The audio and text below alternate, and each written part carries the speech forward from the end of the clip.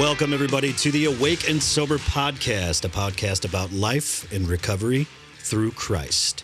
First of all, we want to say, don't forget to like, share, and subscribe. And we also want to give a big shout out to our sponsor, Tactile Turn. Do not forget, if you want your own pen, we all use them. Go to tactileturn.com, enter Sober15, and you'll get 15% off. He ain't wrong, though, is he?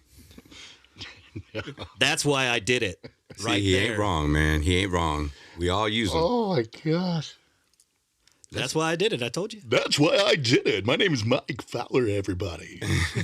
Uh-oh. Welcome to the Awake and Sober podcast. Big Germ's got a Podcast. Really? How we're gonna- so he's back 1 week out of what, 6? Hey, I called in the other day. You did call in, and I'm really happy you did. That was cool. That was kind of I'm cool. glad we did that. Yeah. Yeah, I just wish we can spend some time figure out now the FM. Now that we got all this figured out, now let's dive in and figure out Riverside FM. Yeah, right. Ooh, that was where good. we could do it. That was nice. Gentlemen, how we doing? Man, fabulous. Did you say that what we're going to talk about today? Today we're going to be talking about, and it is the beginning of a brand new year. So we're going to be talking about, we're going to go into our series that we were hinting at last week. It's going to be, we're going to go through steps 1 through 12, one a month. And we are going to be starting today with step 1. That's a good place to start. Man, Good as any. why can't we start at step 12? Yeah, we could two-step it if you Oh, want. I like two-step. 1 to 12? Yeah. All right. A lot of people do it. Yeah. Well, and I know whenever I first started recovery, I said, man, if I knew what I know now at the beginning, I probably wouldn't have been sober very, very long. You know, because we want to skip to at least to the 8th or 9th step. We don't want to do the work for it, but we want to at least do those and then get it over with. In some way, shape, or form, though, you kind of start the 12-step work without doing the 12th step when you're new to sobriety, right? Yeah. Like that pink cloud. It's like I'm on fire for sobriety, and I'm telling everybody about it. Yeah. I mean, that's kind of like, it's not a legit step 12, but. But it's part of it. Yeah. Yeah. I mean, without a doubt, it's part of it. But just go to step 12 and then forget about everything else before it. Yeah, that's a problem. Yeah, we can't do either. That don't work. I've tried it. Making amends, I don't need to do that. They know I'm sorry. Yeah. What are those? So, step 1. Sorry. Yeah, okay there? step 1. It's going to be a lot of fun today. Yeah. Well, how are you doing, Shane? Man, I'm doing pretty darn good. Pretty darn good. That's good. I don't know how else to say it, but pretty darn good. Got a little Canadian in there. Eh? Yeah. Pretty darn good. It's Eh? good. Yeah. If you're listening in Canada, what's up? We're listening to Canada. I like hockey. Hey, Hockey. I like me some hockey. Yeah. Fold your chiclets back. Hey. Anyway, so you're doing darn good. That's good. I'm doing darn good. Got to play some left-handed pickleball today, so it made me happy. You know, because I can't really use that right arm as well as I would like. So I just switched to left for now. Yeah.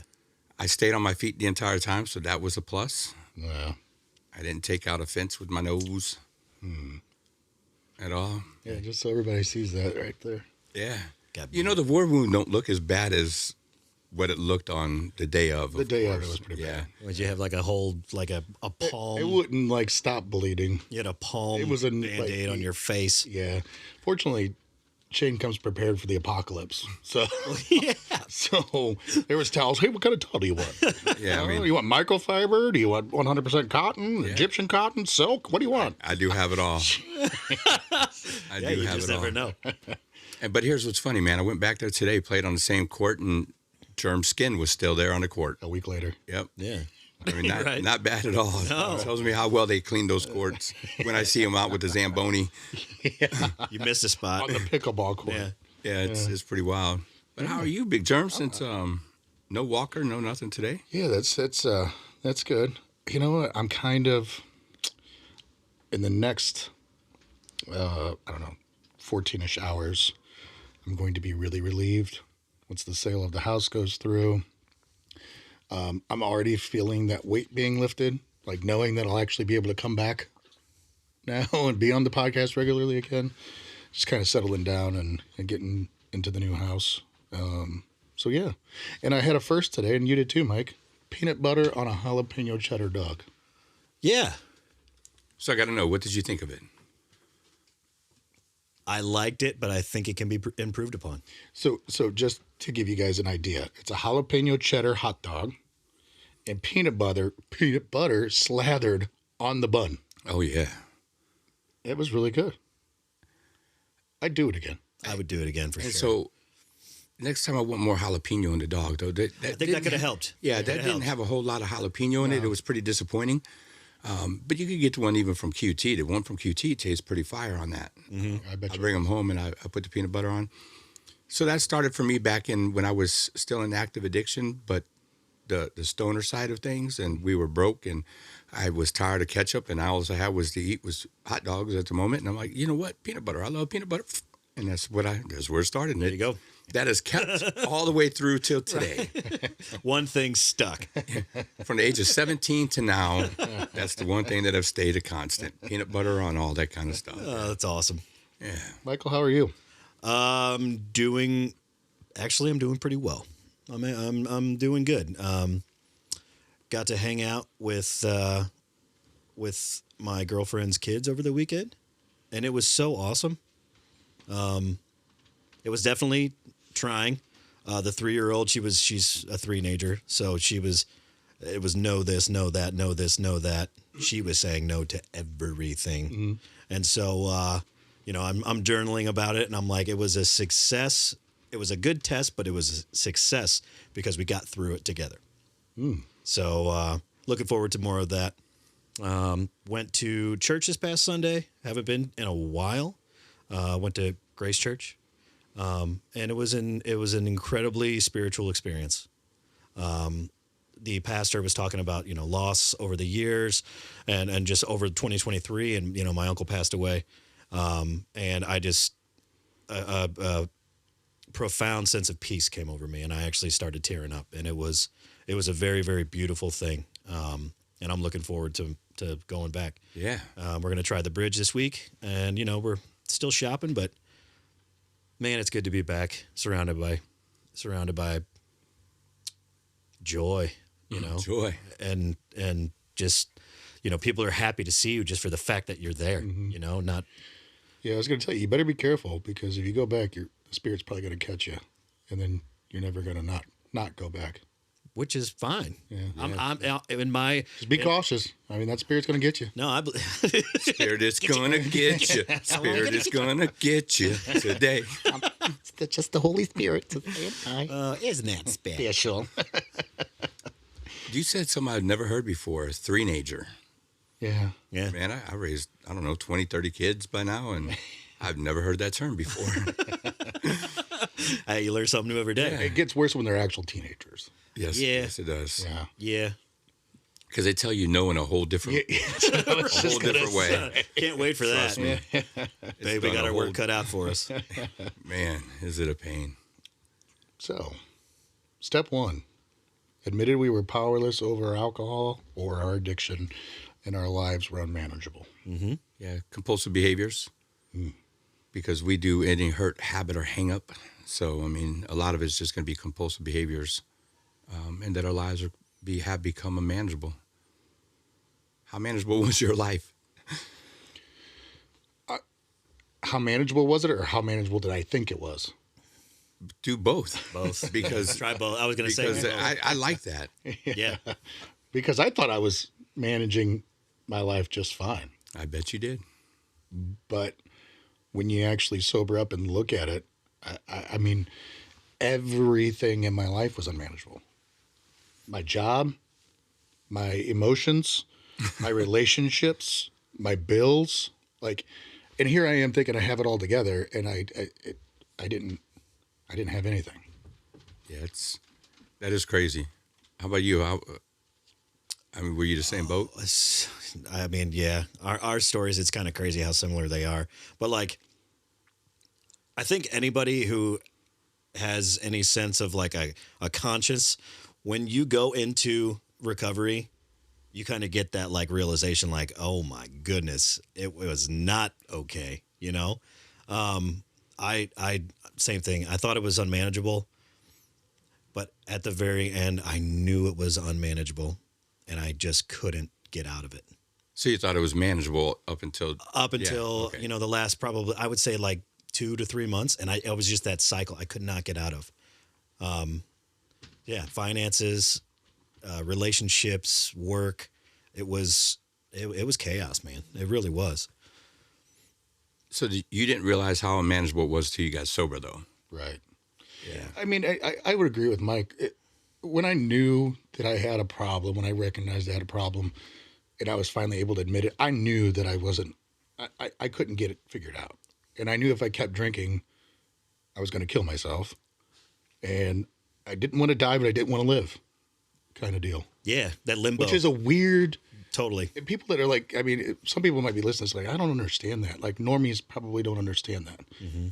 But, like, I didn't care if I lived or if I died.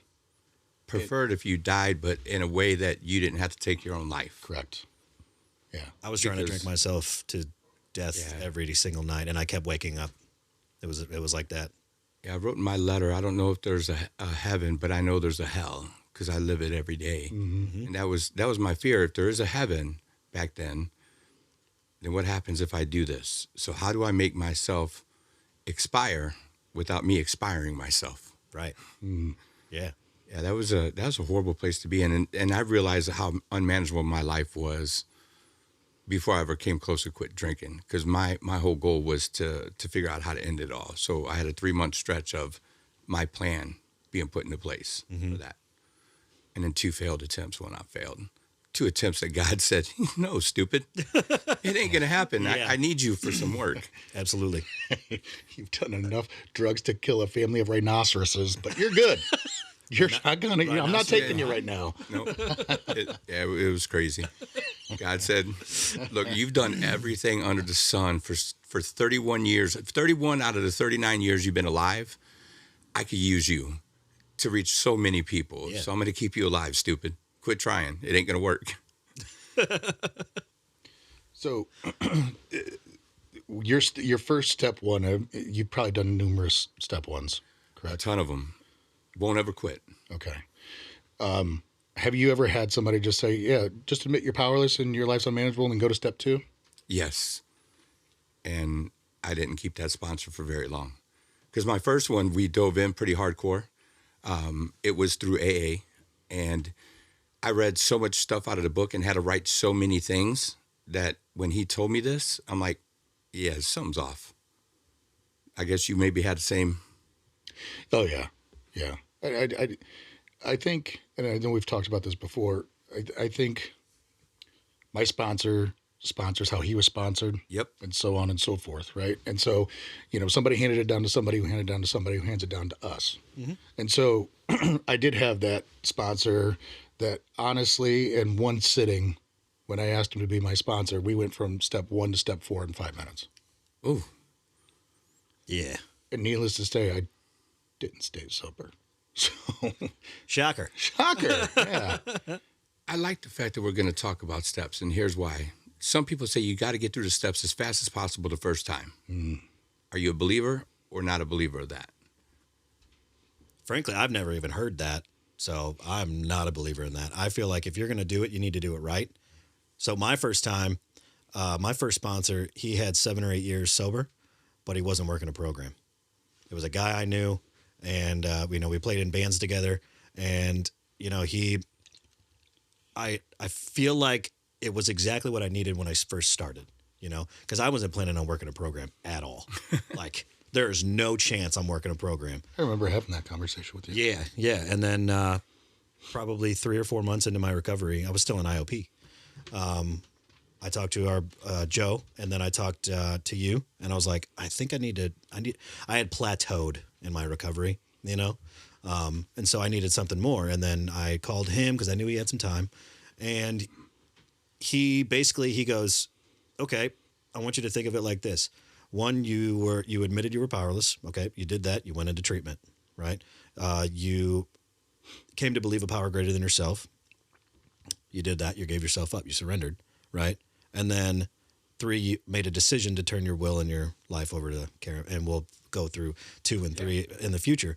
But he said I basically did all of those things by going into treatment. Mm-hmm. You know what I mean? And we went over some things, and it was more of I would say it's more of like a holistic style of doing the steps. We went through them, right? But his job was, he even said, he goes, my job is to get you through the first year. You are already way past what I can even do for you. And that's when I asked you about Jeff, and I'm on my second sponsor now, and we're doing things definitely a lot different. How many years does he have? Jeff? 20. It's like upper 20s, right? It's over 20. I want to say it's over 25. I'm pretty sure. Okay, that's what I thought. Just a little bit of time. Just a smidge. Just a smidge. Yeah. He can legally drink. His sobriety or his recovery is able to Old enough to drink. Yes. Yes. Yeah. But how do you feel about that? Get through the steps as fast as possible. So I think you should keep a steady pace. I don't think, I don't want anybody, so somebody I sponsor, I don't want him rushing through it. Right. And missing something. So I want us to be thorough with it. I also don't want him to get to a step and then he takes 2 months to do a step 4. Right. Or, it just be like, well, I need to think about this one for a while. It's like, well, then how committed are you to this? Mm-hmm. That would be my question to him. And it's not saying I don't want you to rush through this step, but at the same time, I want you to get through the steps. Yep. Yeah. Don't become stagnant. Right. You're constantly moving towards your end goal of getting through the steps, as opposed to, I did 1, 2, and 3 really quick, and then, like I've been on step 4 for, with 2.5 months or something like that. Yeah, you've been on too long. Wait, I haven't. I'm not on 2.5 months, but he's on 4. Yeah, it's months, not 4 steps. 6 months. No, but I do know one of our good friends on a step 4, and it's taken him a long time, and there it's just like just pull the Band-Aid off, I feel like you're gonna talk. More things are gonna come up through your life of recovery to where it's like, are you really planning on getting everything out that first step 4? Pick some major stuff, talk about it, get it out, and then move forward. Well, we keep doing it regardless, right? That's what I'm saying. Like, so there's no reason to get stuck on it. No. 2.5 years, 3 years. I've seen people stuck on them, and they usually don't stay sober. I'm surprised they lasted that 2.5 years being sober. But so I will say that the sponsor that I take the way I do my steps from, okay, it was when we started. It was, I'm doing step 1 this week. Next week, we're going to talk about step 1 and we're going to start step 2. And then the next week, we're going to talk about step 2 and then we're going to start step 3. Mm-hmm. And that's how quickly I went and got to 4, was literally in 4 weeks' time. Mm-hmm. And to me, that was good because 7 days is enough to get me through those steps. He gave me homework to do. I did the homework. We talked about it. We discussed it. We processed it. And we moved on. Yeah. But he also laid the proper expectations up front. Correct. Yeah. And there's people that say you need to have the steps, all 12 steps done before you leave treatment. And I think that's just... I feel like that's asinine. You can't do that. I get it. You can't do it justice, at least. You can do it, but you can't do it justice. You could do it, but, you're talking about doing more than a step a day, obviously, because you might be in treatment for 21 days to 28 days. Mm-hmm. And, that'd be hurrying it. So how does your sponsor work steps? Like step 1, what did that look like for you? So I had to, and I've talked about this before, but pen to paper on everything. Yes. Every single step, including step 1. So he had me write down what the definitions were of powerless, unmanageable, and admitted.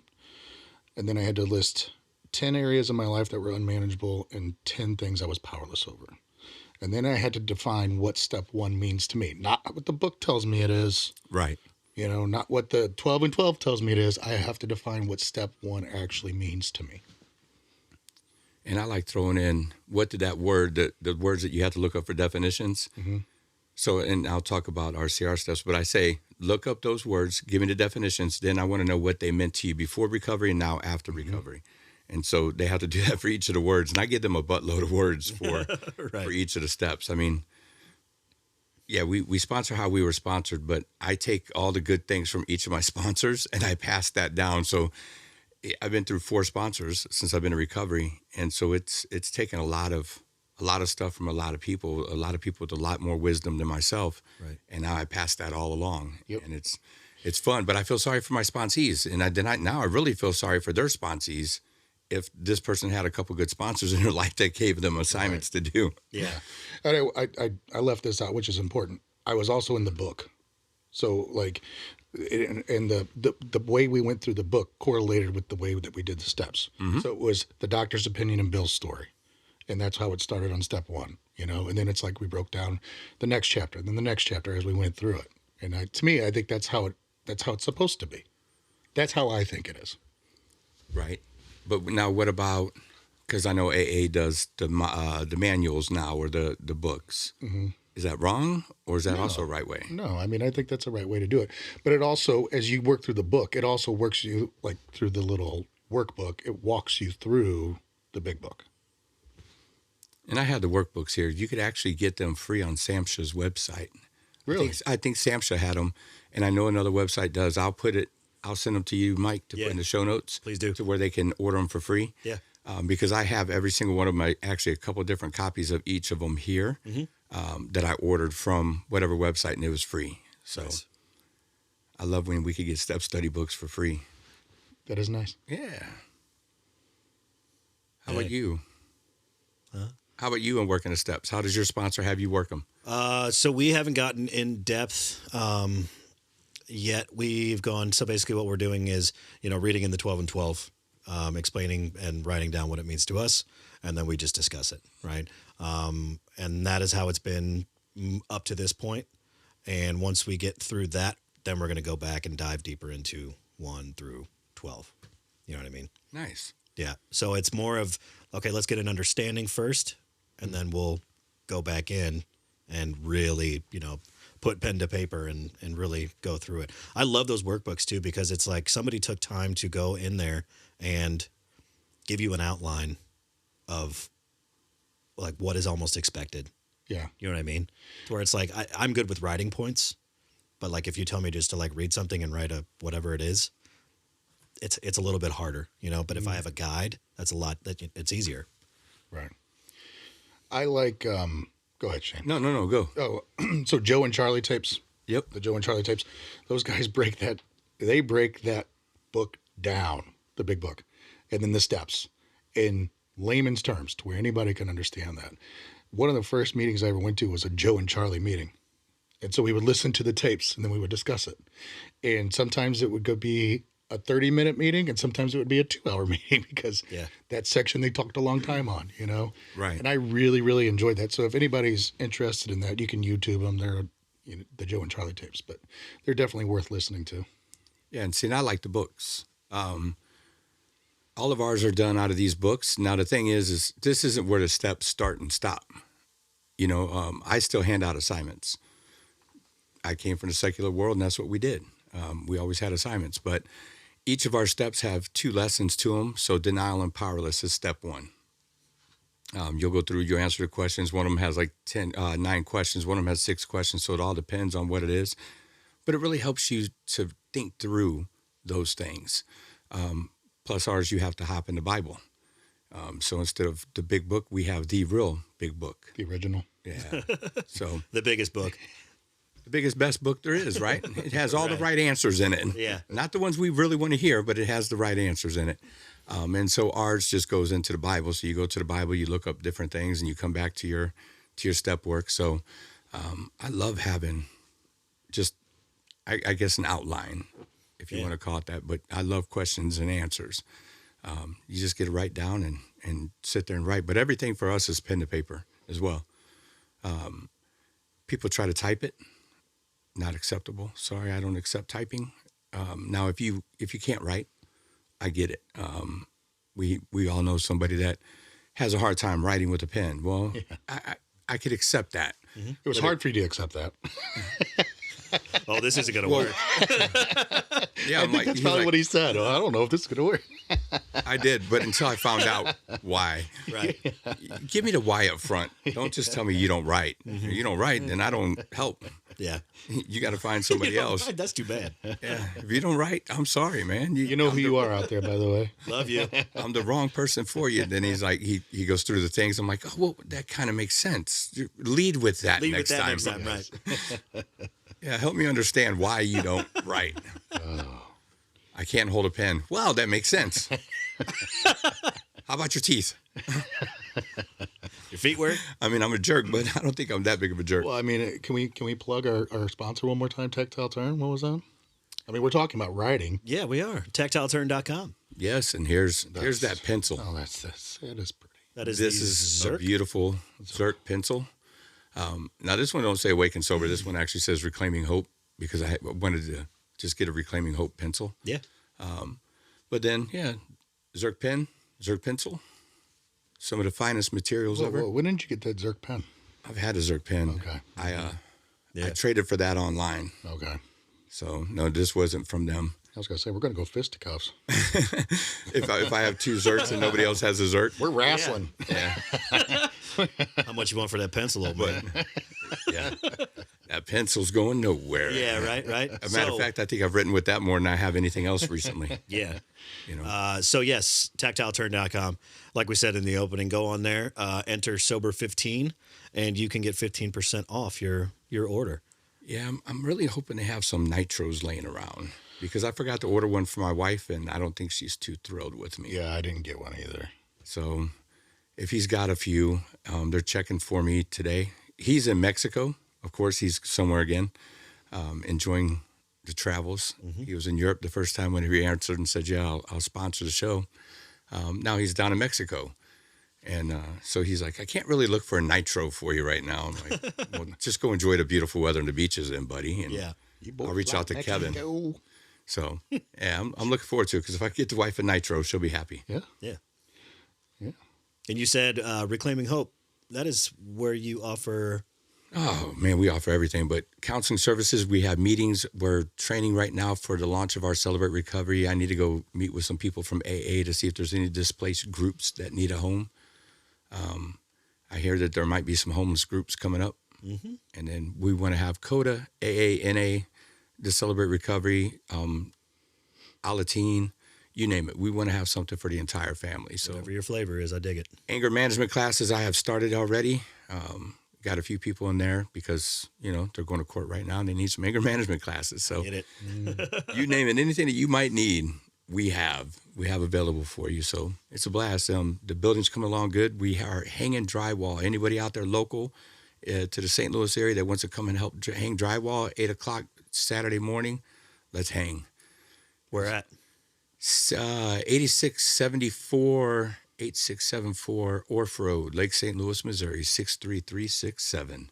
8674. Yeah, 8:00 in the morning, and I'm not a morning person. No, he's not, folks. But to get this drywall up and done, I will get up at 5:00 in the morning if need be. Yeah. I don't know what that tells. If you know me, that should say a lot. Yeah, I'll get up at 5:00 in the morning to get this done. That's why you liked pheasant hunting so much, because it doesn't start till 10 a.m. Yes. Makes sense. Season doesn't start till 10 a.m. Yeah. It's like, this is the best hunting Which, ever. what's the plan for this year? I know, we got to go this year. We'll go. Langland will be here. Keith, if you're watching, pheasant hunting this year. What's up, PK? Jeremy's not going to I'm not buy going to another shoot house. across the highway either anymore. No. I was excited. Not only did he shoot across the highway, missed the first bird 3 feet It from doesn't him. matter anyway. So let's talk about step one. Back to what we were talking about. Yeah. So a we program. Mm-hmm. And why is that important? Doesn't say I admitted I was powerless over. Well, we admitted we were powerless over alcohol and our lives were unmanageable. So what does it mean to you when it says it's a we program? So when I was in treatment, Josh, remember Josh H? Yeah. So got really close with him, and he brought it up. He's like, it says the first word is we. So right off the bat, there's a sense of community. It's not I, it's we. And then I also love that he said it's in past tense, and it's we were powerless, right? So if you do these things, you don't have to be powerless as you were. So I love that. We, to me, when we are alone, we are easily tempted. When we are together, we're strong. I don't know if you've ever seen Planet of the Apes, but apes together strong against the sticks. Well, somebody out there is going to get it. Okay. But together, we are more powerful than we are alone. And I think that that's like one of the the key things. And we were talking before the show, and like, does any step start with I? No step starts with the letter I or the word I or however you want to look at that. Nothing. None of them. How many of the steps would start with the word we? Go through them real quick. You're saying them in your head. 11 of the 12 start with we. What, 11? What? 11? So as I'm sitting there going through them right now, we admitted, we came to believe, we made a decision, we made a searching and moral inventory, we admitted to God, we were entirely ready, we humbly asked him to remove, we made a list of all persons, we made direct amends, we continue to take a personal inventory, we sought through prayer and meditation, and then having had a spiritual experience as the result of these steps, we try to carry this message. So 11 start with it, 12 mentions them. Yes. I love it. All 12 mention we, none of them mention I. Right. You know, what's funny is I've never even paid attention to that. I mean, I've heard it's a we program, all that other stuff. Yeah. I've literally just never paid attention to that.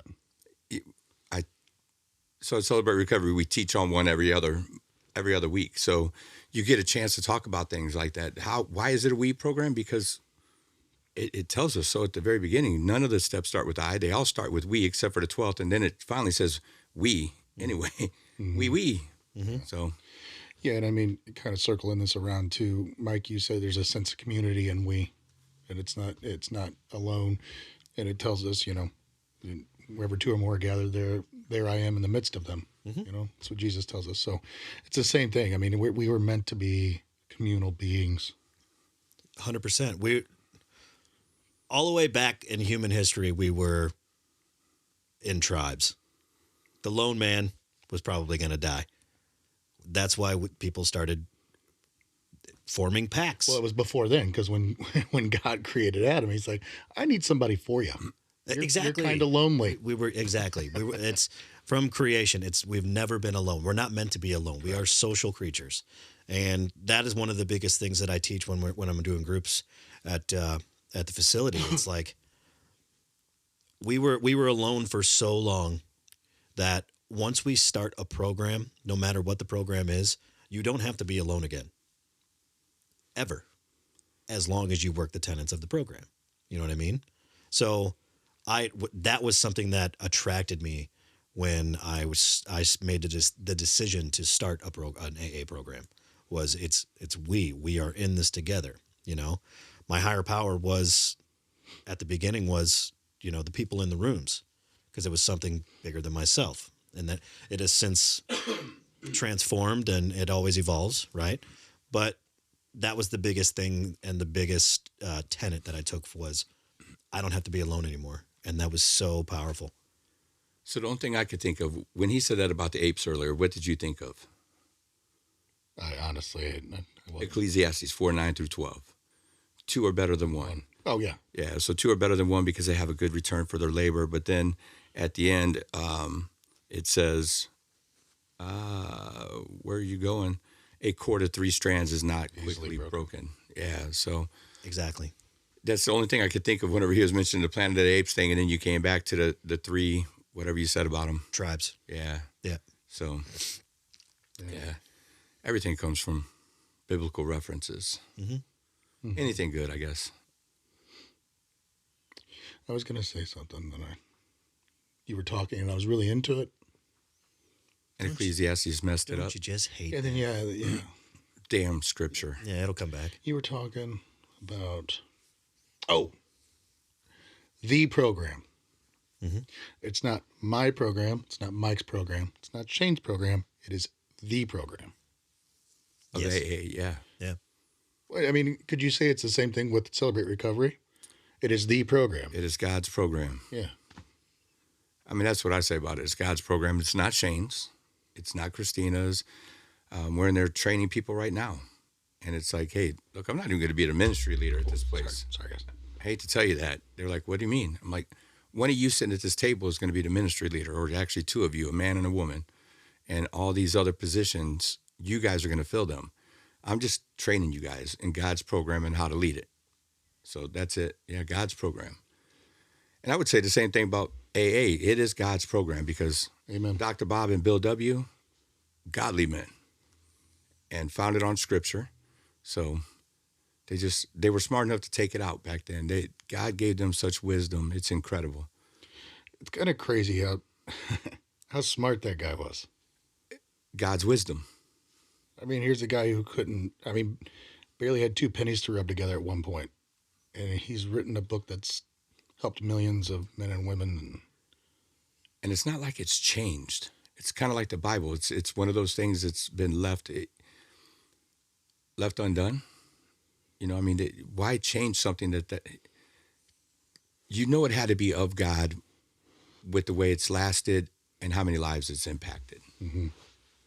It's just incredible for me to think back then, someone that was so bad in his alcoholism can throw together something like, help put together that book. And I've also heard people that are anti-AA, because if you look at the history of when he was, when he was writing the book, he was on some psychedelics, right, at the time. But that was medicine back then. They put cocaine in Coke, for crying out loud. Right. Yeah. They thought, I mean, in a few years later, they thought smoking was good for you. Mm-hmm. So that was the times. Kind of like now where they say marijuana is okay for you, but yet it's causing schizophrenia. Oh, no, it's not. No big deal. What? Yeah.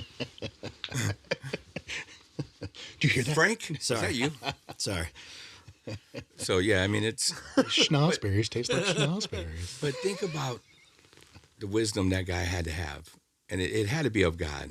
Yeah. And for them to be wise enough to say, hey, we're going to take God out. We're going to say the God of your understanding. Mm-hmm. Because we need to reach the masses. We can't just reach this small audience here. We want to be able to reach the world. Mm-hmm. And they did.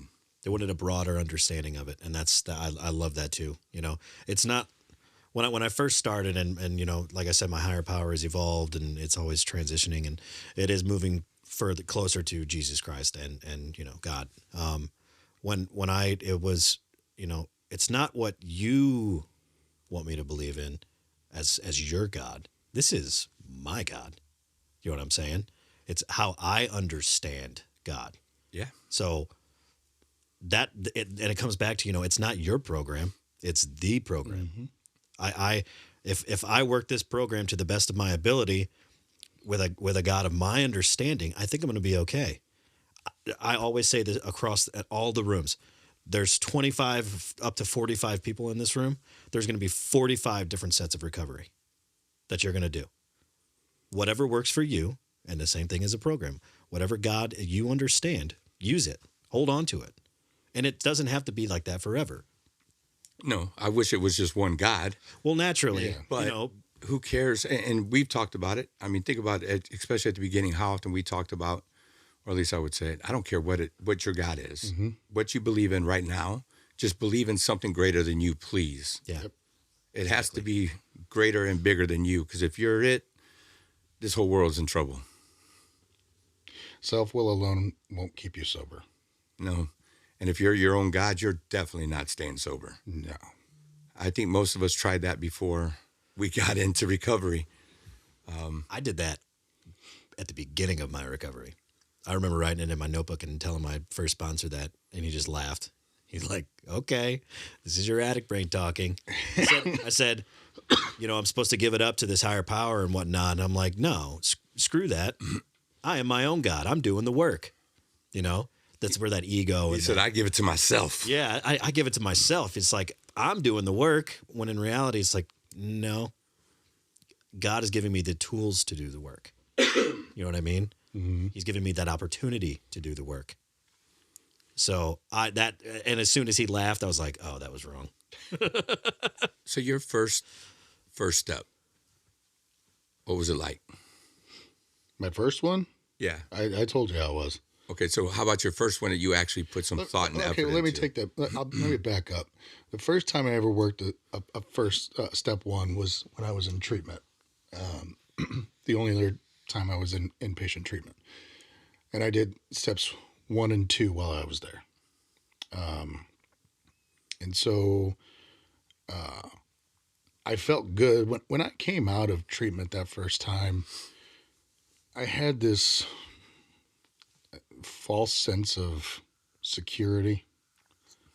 And I had some of the therapists there were telling me, and I'll never forget this, that I was going to be that one. Like, Ooh. you're going to be that one that stays sober. You could just tell. No pressure. Because here I am coming to group every night. I dove back in, with 2 feet into spirituality and my faith and the Bible. And I was reading a Bible verse at every single evening meeting to everybody. I was that guy. And then I get out and life got hard and reality smoked me in the face. And so, I did another step 1, and then the next step 1 with that sponsor was, like I said, 1 through 3 in 5 minutes done. And that didn't work for me. So then when you finally dove in? When I finally dove in, well, I'll tell you, I dove in about 2 months before I ended up in treatment when I was suicidal. So October 21st of 21, I had done steps 1 through 3, and I clearly didn't do them correctly. Maybe, let me take that back. I did it correctly. I didn't apply it correctly. So you didn't work it daily, first, second, third Correct. step. Yeah. And I'll never forget, my sponsor said at the time, he's like, there's only one step you have to do perfect every single day. Every single day. You have to admit that you're powerless over your addiction and your life is unmanageable. He goes, you cannot afford to get that for 1 minute. Nope. And that stuck with me. And so, as you know, when I went to treatment, I stayed for a while and I made sure that I completed my 5th step before I left.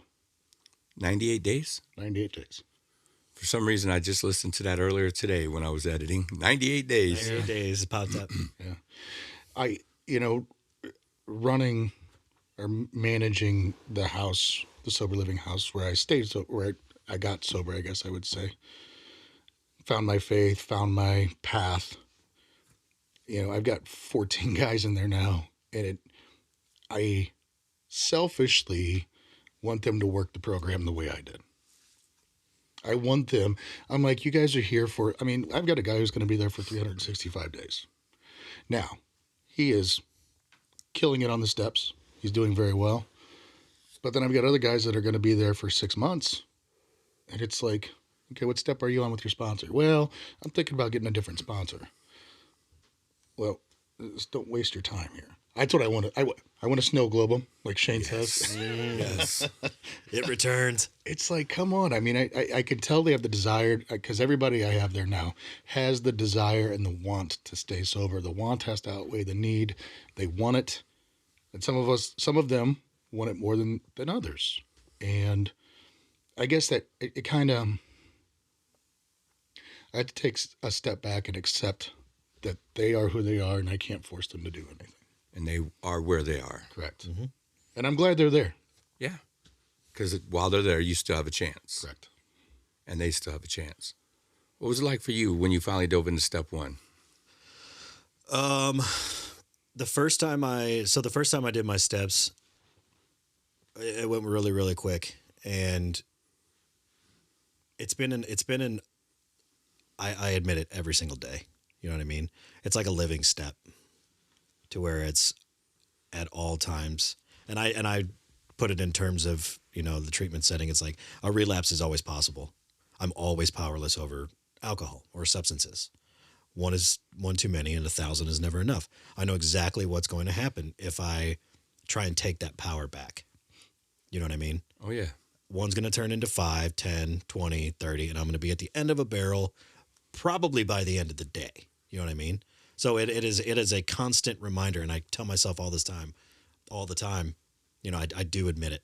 I have to every single day. Luckily, I'm not forcing AA, but I use a lot of the AA literature in my teachings and whatnot. Good. Because it helps. I got that inner forgetter.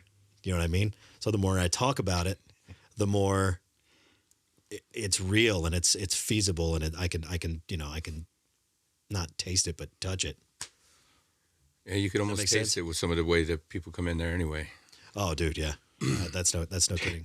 So, I honestly, right now, I'm looking forward to, getting through what I'm doing now and then diving even deeper into step one. Right. So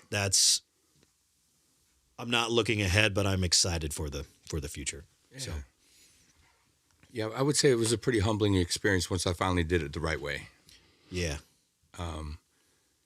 Knowing that I'll never have that power over something. Oh, it's so true. Yeah. It's humbling because as men, we're taught we have the power over everything. Yeah. Except for that, really, we find out we don't really have power over much except for the way we respond or react. Yep. My words, my actions. Yeah. Whether we respond or react to something, that's what we have power over. That's it. But once we put something in our body, yeah. And what I realized is that part of my life was unmanageable. You don't say. Yeah. Just a wee bit. That sense of control was really, really unmanageable. Yeah, I love step one. Realize I'm not God. I'm not God. And then 2 is there is a God. And then Yeah. 3 is I need God. And I love that you said that earlier because it's just so true. 1, 2, 3, you can get through. Honestly, I feel like you can get through 1, 2, and 3 really quickly. You need to. I would say you thoroughly. can, but Yeah. the third step is where people get hung up. Very much so. Yeah. It's easy for them to admit that they're not God. Not easy, but it's easier for them to admit that they aren't God. It's sometimes easy for them to admit that there is a God, Mm-hmm. but that they need God. That's Like a to different truly accept God for who God is, that's where, to me, we lose a lot of people. I think, and this is just my observation, and it might be different for you guys. The people that have the hardest time with the God thing are people who were raised in religion. Yes. wholehearted. Church Yeah. wound. Because your Hi, concept Mike. is... Nice to meet you. Yeah, yeah. And it's like, because a lot of times in the treatment setting, these people are coming in with some trauma in their life. Yep. And so, maybe they were raised by a father who molested them, but also went to church every Sunday. Yep. And they associate, well, why would God do that to me? Why would God allow my dad to do this to me during the week, but on Sunday act like he was God's gift to the congregation? Right. And he was usually one of the biggest givers. He served more than anybody. He was one of the 20%. Yep. That, That gift. yeah, that give and serve. And serve. Yep. Yeah. Yeah. Yeah, it's rough. So that's what I said. A lot of times it comes from a church wound. And that church wound could be your own family, or like Christina, that church wound could come from one of the pastors. Mm-hmm. Yeah. And it's sad to know, but there's a difference between religion and relationship. And we have a relationship with Jesus, not a religion with Jesus. Mm-hmm. And so there's such a huge difference in that. But some of the ones that have the best relationship with Jesus are the ones that have already been sent to hell. We've already been through hell, been to hell, and then Jesus came and got us. Religion's for people who don't want to go to hell, and spirituality's for people who've been to hell and don't want to go back. Amen. Amen. Yeah. I'll second, third, and 10th that one. Right. I'm in all day for that. Yeah, I mean, I was never raised in a church. I mean, we went to church, I guess, for funerals every once in a while, and sometimes a wedding. If someone switched, like my uncle, over to Catholic, and then you're up, down, stuff. Yeah, wasn't for me. But there's a difference, between a relationship with Jesus and religion. I'm not a big fan of religion now. We talked about it before. There are some things with the religion that make sense to me, baptism and communion and different things that we wouldn't have if not for religion. But the relationship is what we should be Christ followers. That's what Christians are, Christ followers, not rule followers. Yeah, that was one thing I never had was a relationship with Christ or God. It was so regimented. My entire youth growing up, Catholic school, K through 12, right? Go to church this day, do this. I know all the homilies, by heart now, but I don't do anything with them. It's just it's there, right? And then, trauma, tragedies. I was the same. I was so angry at God, and sometimes I still am. But you know what? He loves it. And that's Be so angry. true. It's not my place to it's not my place to put that much. I don't know. I feel like it's like a control thing, you know? That he should control the people that did that to you? Yeah. Yeah. But then the problem is there goes free will. There goes free will. Yep. And I have to remind myself, God gave us free will. It is our choice he beset it upon us. What we do with it Is up to us. is up to us. You know, I look at mine, Mark, that you said that, you know, the trauma that happened to me. I'm sitting here thinking about it. I think I leaned so much into God at a young age because I was selfishly hoping that he would take the memory of that trauma away from me. Yeah. But the thing is I actually never gave it over to him. Not only that, but would you be as effective as in what you do now if he would have taken that trauma away from you for you to forget it? No. Yeah. There you have it. I know it's hard to see for some of us because trust me, I would rather, I think every man sitting on one of these couches right now would prefer the same thing, but would we be as effective at what we do if God would have did that? Would he be able to use it today for his glory? Because I don't know how often you've shared it, but every time I share my testimony, 1 to 15 guys come up and say, I needed that today. Mm-hmm. I needed to know that it's okay to say that. Mm-hmm. We reach more people with it, and it sucks for us, but he has given us the strength to get through it. He has given us the wisdom to understand that he's been with us the entire time, that his grace has always been there for us, that when we didn't need to think about it, we didn't think about it. When it would have been probably the end for us, we never thought about those things that happened to us. But then when we could get through it, when we would rely on him, he allowed us to see that. I had a sponsee text me. He was at a meeting the other day, and he goes, how can people say they're thankful to be alcoholics or grateful? He's like, I hear guys talk about how they're grateful for all the stuff that they've been through. He used a different word for stuff. Yep. Yeah. But he's like, how can they be grateful for all this stuff that happened, all the trauma that happened to them, all the loss, the relationships, the divorce, the death? How can you sit there and say, I'm grateful that I'm sitting here today? I love that question. Yeah. I love that. And I was like, oh, you just opened up Pandora's box. You open that door, I'm walking in. It's funny you ask that question. How long do you got? Yeah. You know? I was like, man, I can't text all this. It's like, would you, and a short answer is, would you be who you are without all of that? You know? Yeah. Like I anytime I say that too, they're like, why? I'm like, because it doesn't define the kind of person I am, all the things that happened to me, but there's so many lessons in what happened to me about overcoming and, you know, giving up to God and being the person I am today. I wouldn't be the person I am without the trauma, the loss, the everything, you know? And he came back because when I challenged him on it, he goes, well, I wish I was the person that I'm becoming now back then. No kidding. Yeah, don't we all? I do too. Thank you. Yeah, wow. Exactly. Consider it pure. Ooh, get out of the way there, buddy. Consider pure joy, brothers and Yeah. sisters, when you face trials. Man. Yeah, consider it pure joy, my brothers and sisters, whenever you face trials of many kinds, because you know that the testing of your faith produces perseverance. Let perseverance finish its work so that you may be mature and complete, not lacking in anything. How can you not be grateful for it? We lived through it. Now we get to help others. It's just what it's about. That it is giving back. It is passing on that whatever wisdom you might have found in the darkness. You could call it the 12 step, and I'll call it discipleship. There it is. Same thing. Absolutely. That's why Celebrate Recovery to me, inside of a church, right? Celebrate Recovery, churches pay thousands upon thousands of dollars every year for leadership and discipleship tools. Thousands and thousands of dollars to get all these different programs. But yet there's one out there for free that produces both leaders and discipleship automatically.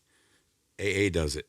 Celebrate Recovery does it. NA does it. HA does it. Elemental P does it. All the programs do it. Sorry, man, there's too many of them out there. I know. Right.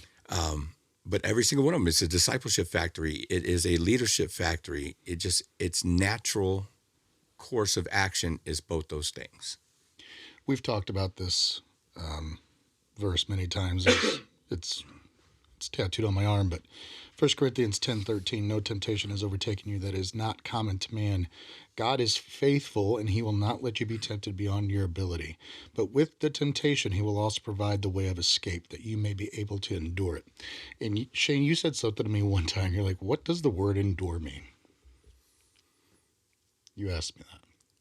Did I ask you what endure means? Yes, I did, didn't I? Yes, you did. We talked about that. Did you just look it up? No, I haven't. Because I'll go to it. And when I bring that up to guys, because what do you think of when you think endure? Immediately off the top, I think of resilience and weathering the storm. Mm-hmm. Surviving. Suffer something painful or difficult patiently. Suffer patiently. Remain in existence. Last. See, and I dig it. Yeah. So it means, Patiently. it means you're going to, it's not, hey, there might be a chance that you might suffer. It's, no, you're going to. You're gonna. Yeah. Yeah. Well, Jesus already tells us that. Yeah. It's not if, it's when. Yeah. But I love, read what it said last, though. Not just that patiently part, but Remain in existence. yeah, Last. remain in existence last. At That's the end, pretty you're still brutal. one standing. Yeah. Yeah. Yeah, that's a pretty brutal word. Yeah. I mean, It doesn't sound like a brutal word. No. Endure it. It sounds like, yeah, okay, I'll endure it. It's no big deal. Thanks. Will you bring me a jalapeno peanut butter hot dog while I I'll endure get this? through it. I'll get through it. It's like it's drawing that line in the sand, and digging your feet in and saying, you might weathering the storm. You might push me over, you might knock me down, but I know where my 2 feet are planted, and I'm going to get back up.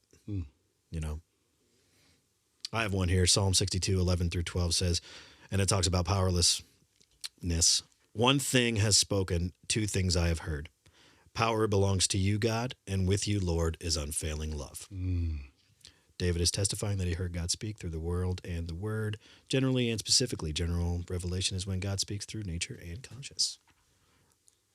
So we'll go Romans 7:18 for step 1 for the Celebrate Recovery side. For I know that good itself does not dwell in me, that is in my sinful nature. For I have the desire to do what is good, but I cannot carry it out. The good old Apostle Paul.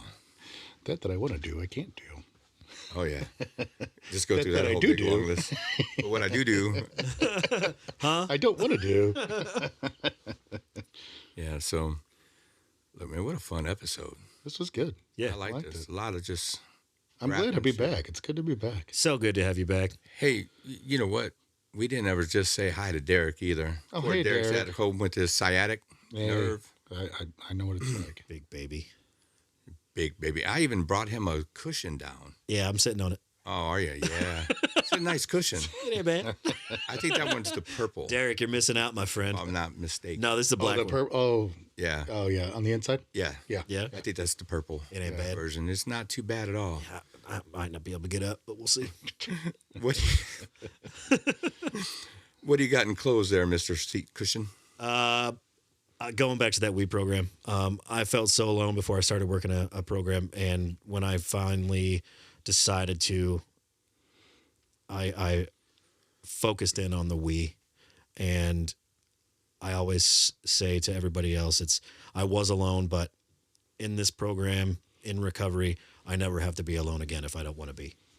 And I hope that everybody takes that to heart, because you might feel alone, but you are not.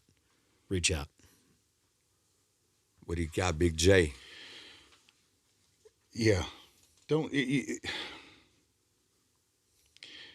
If you're afraid to do this, just know that somebody else has already done it before you. And it can be done. It's not going to be easy. Absolutely not. But it's going to be worth it. Can't climb the mountain alone. If you don't climb the mountain, you can't see the view. Love it. If you don't climb the mountain, you can't see the view. I think you have that on your wall. I do. You do. Yeah. I was trying. I got it messed up. If you don't climb the mountain, you can't see the view. And I get to do this. I'm very excited about that. I looked at that today. I was getting a little perturbed that I looked up there and I was like, you son of a. It's such a good, And that's why I got good reminder. I think I need it in my office too. Yeah, we probably need to get some of those made for us, like have somebody make some really good ones. Yeah. But I was happy when that one was gifted to me, so I figured I had to gift it to somebody else. Yeah. Especially since I don't have an office at the moment. I mean, my house is my office. Yeah. So, let me leave you Matthew 5:3. Happy are those who know they are spiritually poor. Like, there's a way back. Yeah, we do steps and principles, and so all of our principles come from the Beatitudes, which is, just beautifully written when you have to put them in context of recovery. But the whole Bible, 90% of the Bible is recovery, 10% of it is us screwing it up, just like our lives. If we will follow and admit that we are spiritually poor, man, God wants to do some amazing work in and through us. So I'm happy to see you here reading scripture. What did you think? I told you while you were gone, he picked up the scripture land for us. I know. That's kind of weird. Yeah, it's pretty nice seeing him open up. Progress, not And he went to perfection. church. Yes. Went to my church when I wasn't there. Ooh, now it's my church. It's not my program, but it is my church. It's my church. I heard that one. Yeah, they said they've been missing you, bro. Oh, hey, you guys, they look. didn't say that. If you're not steppers, dive into it. You will become steppers. There's nothing greater than working the Nothing wrong with steps. it. Nothing Yeah. wrong with it. Absolutely. As someone who wasn't a stepper, best decision I ever made, hands down. It will change your life if you will allow it to. So, hey, have a good week. God bless you guys, and we will see you soon. Like, share, subscribe. I thought you were going to say something else. Oh, I am going to say something. Yeah, Like, go ahead. share, subscribe. We are on all podcast platforms. And we want to say thank you again to Tactile Turn. Yes. Go to tactileturn.com, enter in Sober15. You will get 15% off your purchase. And we will see you next week. See ya. Peace.